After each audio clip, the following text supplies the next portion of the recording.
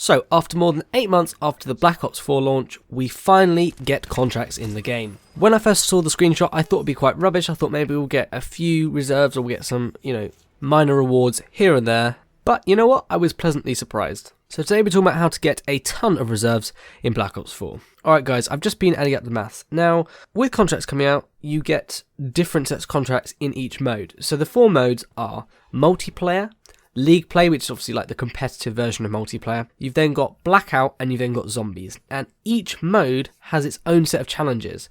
And whereas I originally thought there'll be a set of challenges and if you do it in one mode it won't carry across to the other. No, you can literally do it in all of them and get a ton of reserves. So, I was doing a quick bit of maths and the challenges are different for everyone. The main daily challenge is the same for everyone. So for example, in multiplayer, complete 5 matches of TDM or something like that. So those challenges are the same for everyone, and there's 1 daily challenge in each mode. But alongside this, you get 6 additional challenges which you can choose and custom match to whatever you want. Now these also rotate every 24 hours, which is good, I suppose. And one thing to point out is that if you like a challenge but you don't get it done in time, you can always keep it as selected, and even when the next set of challenges roll over in the next 24 hours, you still get to keep it and take as long as you want to achieve it, which is good, but obviously you don't want to keep doing that because obviously then you miss out on the new challenges. So that means you've got 4 daily challenges in multiplayer, League play, Zombies and Blackout obviously, and then you also have 6 in each, which means in total there are 28 challenges across all the modes. Now obviously the 6 challenges you can choose in each mode is different for everybody. It's randomized and also the rewards are randomized. Sometimes you'll get a lot of reserve cases for a particular mode of challenges, another time you won't get that many, but from the maths of just today's challenge I've looked at, there's obviously 1 reserve case in each main daily contract, but at the same time you can also do the other challenges, and I looked at in multiplayer there was 3 reserve cases across the 6 challenges or 6 contracts, and that's because the other ones just had XP. So there was 3 in multiplayer, I saw 3 in League play, there was 3 in Blackout, and there was 5 in Zombies. So if you add that up, that's 14 reserve cases across the other set of challenges, and there's 4 in the main ones, which means in total you can earn a minimum of 18 reserve crates a day if you were to do all the contracts with the challenges in. And then on top of that, we can't forget of course that if you're playing League play, multiplayer or Blackout, you're going to get tier progression and you're going to earn those individual reserve crates in the top right hand corner of the screen. What's good about that is, like I say, if you're playing, for example, multiplayer, Blackout or League play, if you play for a bit under an hour, you'll level up a tier, which will get you further towards the end of your contraband stream, or alternatively if you've already completed all the tiers in the contraband stream, you'll then get even more reserve crates. And like I said, as well as that, you earn about once every hour you earn another reserve crate. So all of this adds together, which means theoretically you could earn potentially between 20 and 25 reserve cases a day if you did all the challenges. And that's really cool to think about, to be honest with you. So honestly, you can earn a ton of reserve cases this way. Now, I want to talk about the best way to go about earning them. So, don't forget also that in Zombies you get a daily tier skip for completing the Zombies contract as well. So it's kind of replaced the daily calling. Now it's called the Zombies contract, and normally it's things like survive a certain number of rounds in a certain map or something like that. And once you do that, you'll obviously get your daily tier skip. So what I'd recommend is going over and doing that first of all. That way you get your Zombies contract done. And it's pretty easy, guys. I mean, I don't play too much Zombies, but it's pretty easy to survive, 20 rounds. It doesn't have to be all in one game. With that, you then also get your silly little bit of XP, you get your reserve cases, and you get your daily tier skip. And while you do that, I recommend that you then line up any other Zombies contracts you've got to kind of overlap, so you can do several challenges at once. So an example I want to look at is that in Zombies, I had the daily challenge, which was to survive 20 rounds on Classified. At the same time, I had a challenge that you could select, and there was a few, which was open 30 doors, get 150 pack-punch weapon kills, and do the Silver Gauntlet medal. And so what I decided to do was kind of overlap, so that I could say, right, well, I'll be playing 20 rounds anyway just by playing Zombies, so I don't need to worry about that one. At the same time, I'll have the doors challenge, and I'll have the pack-punch kills challenge. So I did that, and I got most of the rounds, I think, or all of them in the thing. So that was the daily contract out the way done. And I think I got all the pack-punch kills, and obviously on Classified there isn't physically enough doors to buy them all to complete it in one game. So I got all the pack-punch kills, and I bought some of the doors as well. I still need to finish the doors challenge, and I had another challenge which was to get the silver medal in Zombies Gauntlet mode. It could be any of them. So then I overlapped those two and I did that.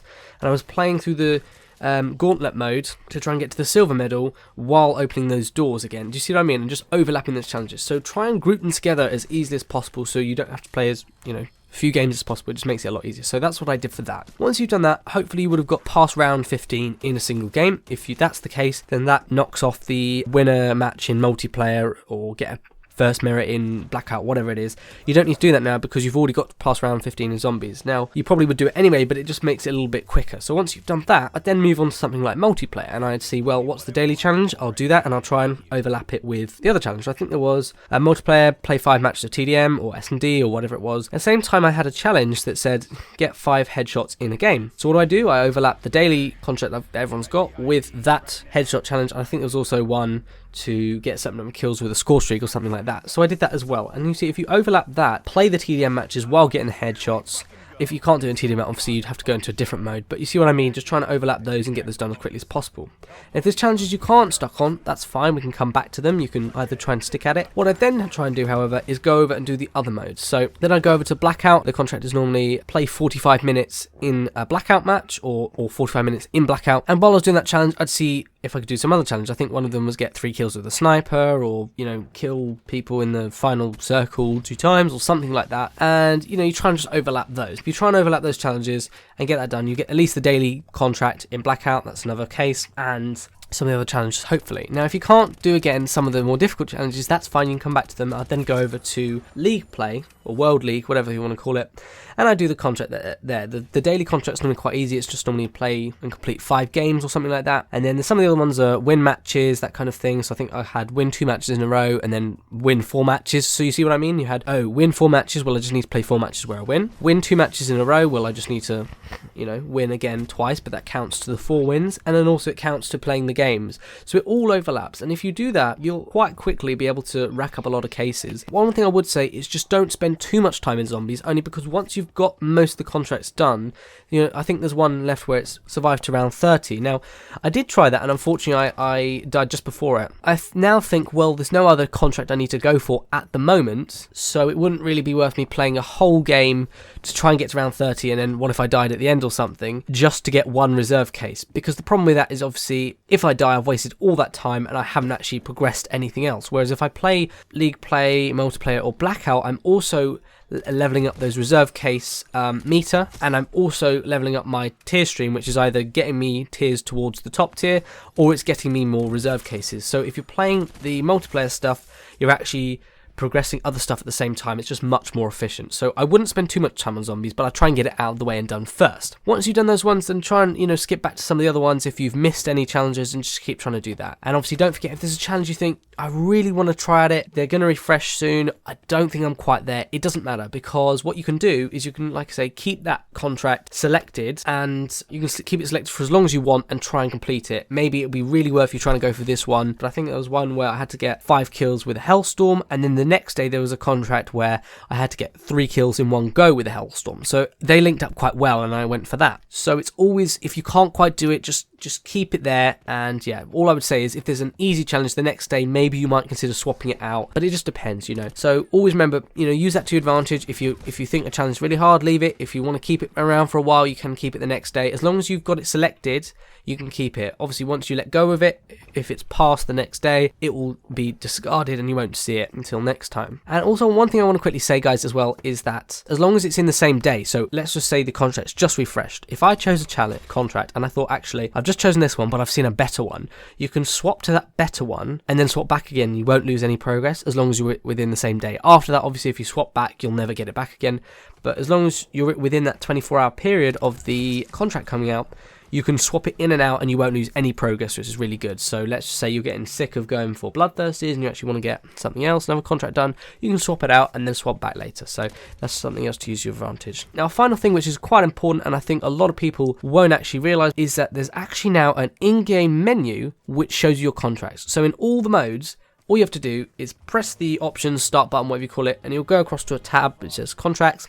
You can literally see the progress of your contracts in-game, which is fabulous. I've been wanting this feature forever. It'd be better if they actually had a little thing that popped up when you're nearly there actually on the screen like World War II did, but this is still a good feature. So if you're not sure how close or how far away you are, literally all you got to do is go onto the menu and go across the contracts tab, it will literally tell you how much you've progressed. I do like it, it's a good feature.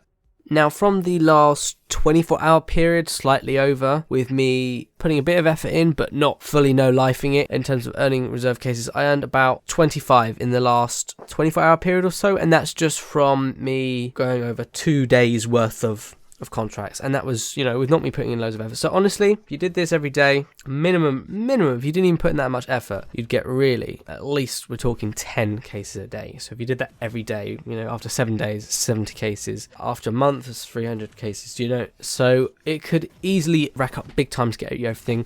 Unfortunately, there's so much stuff in the black markets that it makes it a lot difficult, but that's for another day. So anyway, I hope you guys found this useful, and if you did, feel free to leave a like and let me know your thoughts down below on contracts. Do you like them? Are you pleased they're here, or do you think they're absolutely rubbish? And have you got any other tips that I've missed on how to earn contracts as easy as possible and how to get as many cases? Anyway, hope you guys found this useful. Really appreciate your support, guys, on the video, and I'll see you all on the next one. Cheers, guys.